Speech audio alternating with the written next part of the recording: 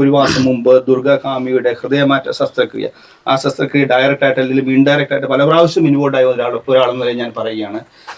ആ പെൺകുട്ടിയെ 28 ദിവസത്തോളമാണ് എക്മോ എന്ന് പറയുന്ന ഒരു മെഷീനിൽ വെച്ചിരുന്നത്. 28. കാരണം ഹൃദയത്തിന്റെ വലിയ ട്യൂബുകൾ ആദ്യം സെൻട്രൽ എക്മോ എന്ന് ഉപയോഗിച്ചു. സെൻട്രൽ എക്മോ എന്ന് പറയുമ്പോൾ ഹൃദയം തുറന്ന് നെഞ്ചുകൂട് തുറന്നിട്ട് അത് ചില പൈപ്പുകളിൽ കൂടെ ഈ ഒരു മെഷീനോട് ഘടിപ്പിക്കുകയും അതിനുശേഷം അത് കുറച്ചുകൂടെ ബെറ്റർ ആയി കഴിഞ്ഞപ്പോഴത്തേക്ക് പെരിഫറൽ എക്മോയോട് മാറ്റുകയും ചെയ്തു. 28 ദിവസം ഒരാളെ എക്മോയിൽ കീപ്പ് ചെയ്യുക എന്ന് പറയുന്നത് അത്ര എഫിഷ്യൻ്റ് ആയിട്ടുള്ള സിസ്റ്റത്തിൽ അല്ലാതെ വേറെ എങ്ങും പറ്റുകയില്ല. എക്മോയിലൂടെ പോകുമ്പോഴത്തേക്ക് പല കാര്യങ്ങളും സംഭവിക്കാം. ഇൻഫെക്ഷൻസ് ഉണ്ടാകും, കാരണം ബ്ലഡ് മുഴുവൻ വേറെ സർക്യൂട്ടിൽ പോവുകയാണ്. അവിടെ രക്തം കട്ടപിടിക്കാതിരിക്കാനുള്ള മരുന്നുകൾ കൊടുക്കുമ്പോഴത്തേക്ക് ബ്ലീഡിങ് ഉണ്ടാകാനുള്ള സാധ്യത വളരെ കൂടുതലാണ്.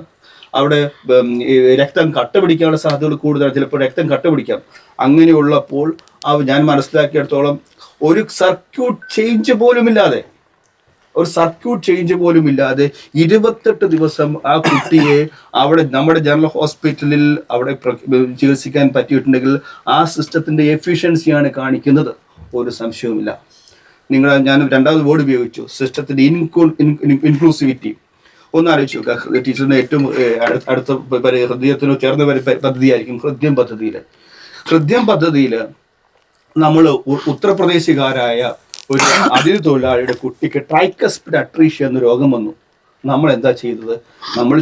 ആ കുട്ടിയെ ഹൃദയം പദ്ധതിയിൽ ഉൾപ്പെടുത്തിക്കൊണ്ട് ശസ്ത്രക്രിയ ചെയ്തു. എൻ്റെ വ്യക്തിപരമായ ഒരു അനുഭവം ഞാൻ പറയാം. ഞാൻ എൻ്റെ DM പഠിച്ചത് ഡൽഹിയിലെ all India institute of medical സയൻസിലാണ്. ആ സമയത്ത് ഞങ്ങൾ ചെന്ന ഉടനെ സമയത്ത് ഒരു കുട്ടി എക്ടോപ്പിയ കോഡിസ് എന്ന് പറഞ്ഞാൽ അപൂർവമായ കണ്ടീഷൻ ഉണ്ടായിരുന്നു. എക്ടോപ്പിയ കോഡിസ് എന്ന് പറഞ്ഞാൽ ഹൃദയം നെഞ്ചുകൂടിന് പുറത്ത് തള്ളി നിൽക്കുന്ന അവസ്ഥ, നെഞ്ചുകൂടില്ലാത്തത് കൊണ്ട് തന്നെ ഹൃദയം പുറത്തോട്ട് നിൽക്കുന്നു. ആ കുട്ടി ഇന്ത്യയിലെ തന്നെ ഏറ്റവും മികച്ച കുട്ടികളുടെ ഹൃദയ ശസ്ത്രക്രിയ വിദഗ്ധൻ സർജറി ചെയ്തിട്ടും കുട്ടി മരിച്ചു ഇൻഫെക്ഷൻ മൂലം.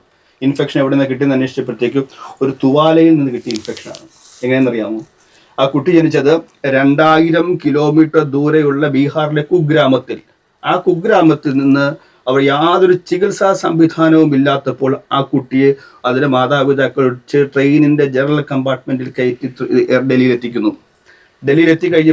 എത്തിക്കുമ്പോഴത്തേക്ക് ഞങ്ങൾ ആകാംക്ഷ പോലെ തന്നെ എല്ലാവരുടെയും ആകാംക്ഷയായിരുന്നു. ആ കുട്ടി ഒരു ഹൃദയം പുറത്തു ഇടിക്കുന്ന കുട്ടി, ആ കുട്ടിയെ കാണാനായിട്ട് ജനറൽ കമ്പാർട്ട്മെന്റിലേക്ക് ഈ ട്രെയിൻ എവിടെയൊക്കെ നിർത്തിയോ അവിടെ നിന്നൊക്കെ ആളുകൾ കയറി വന്നു.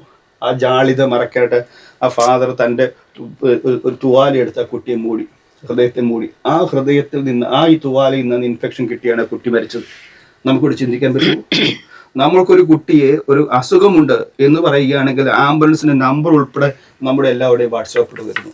നമ്മളൊരു ഗ്രീൻ ചാനൽ ഒരുക്കുന്നു. ഗ്രീൻ ചാനൽ ഒരുക്കി നമ്മളെ ഏറ്റവും മികച്ച സിസ്റ്റത്തിലേക്ക് കൊണ്ടുവരുന്നു, അല്ലേ? വേറെ എങ്ങും ആലോചിക്കാൻ പറ്റാത്ത സിസ്റ്റമാണ്. അതിനെക്കുറിച്ച് എനിക്ക് യാതൊരു സംശയവുമില്ല. സിസ്റ്റം എഫിഷ്യൻ്റ് ആണ്, സിസ്റ്റം ഇൻക്ലൂസീവാണ്. അതുകൊണ്ട് തന്നെ ഈ സിസ്റ്റത്തെ തകർക്കുവാനായിട്ടുള്ള ശ്രമങ്ങൾ കൂടുതൽ ഉണ്ടാകുകയും